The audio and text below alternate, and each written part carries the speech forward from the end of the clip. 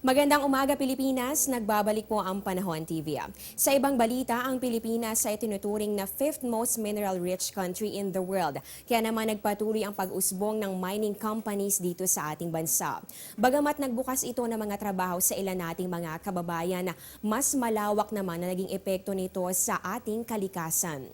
Do not destroy the environment. Follow the government standards. Ilan lang ito sa mga binitiwang salita ng Pangulong Duterte sa kanyang SONA.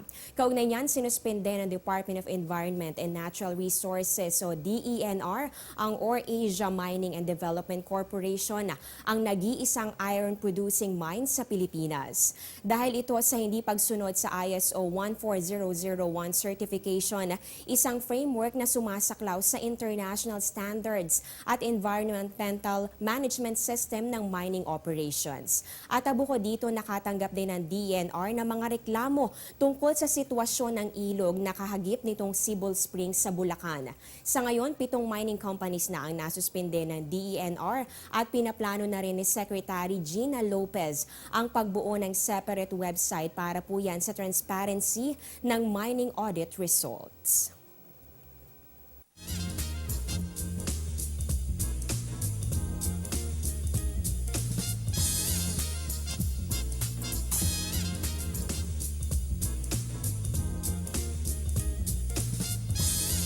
Samantala, isang smartphone case ang pinaplanong buuin ni Edward Snowden. Pero hindi lang ito yung typical dahil may kakayanan itong mapigilan ang pang-aabuso sa digital surveillance. Bukod sa pagbibigay ng notification at alarm tuwing nagpapadala at tumatanggap ng data, feature din sa phone case na ito ang kill switch kung saan kusang magdi-disconnect sa iyong mobile phone kapag na-detect nito na may kumukuha ng impormasyon ng hindi mo namamalayan.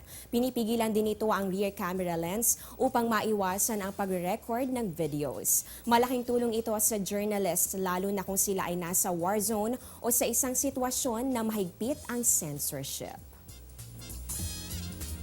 Samantala, dahil apektado rin ang pabago-bagong lagay ng ating panahon ng ating kalusugan, narito at alamin po natin ang inaasahang agwat ng temperatura sa iba't ibang bahagi ng bansa.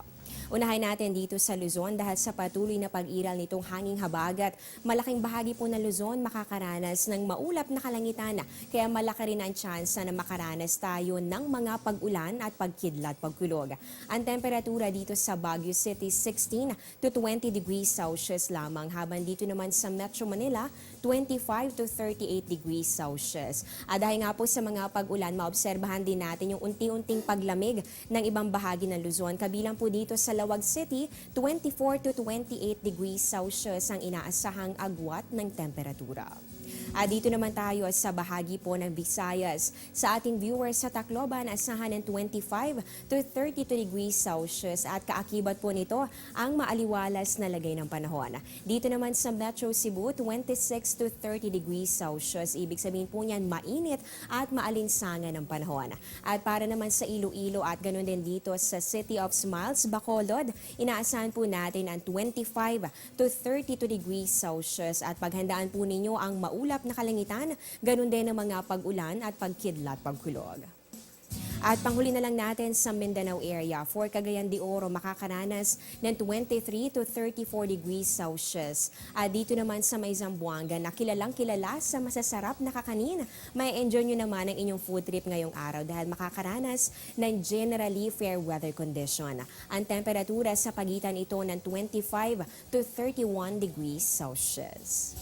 At nga naman silipin po natin kung magiging maulan din kaya ang lagay ng panahon sa mga susunod na araw base dito sa 3-day weather forecast ng Pag-asa. Unahin natin sa Baguio City, ang temperatura 16 to 22 degrees Celsius at mararanasan pa rin ang cloudy skies with rain showers and thunderstorms simula yan bukas hanggang sa darating na Biyernes.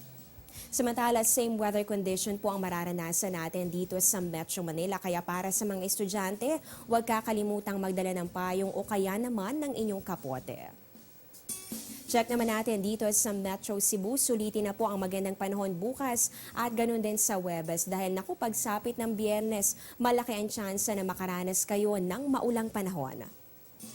Dito naman sa bahagi ng Metro Davao, kasabay ng magandang plano para sa atin ni Pangulong Rodrigo Duterte ay yung magandang panahon din naman na nag-iintay sa inyo dyan sa Davao simula bukas hanggang sa darating na Friday. At panghuli natin dito sa may Zamboanga City, inaasahan ng partly cloudy to cloudy skies. Simula yan bukas at magpapatuloy yan hanggang sa darating na Biyernes. Ang temperatura naman sa pagitan niya ng 25 to 32 degrees Celsius. Mga balita sa labas ng ating bansa, atin namang pag-usapan sa aming pagbabalik.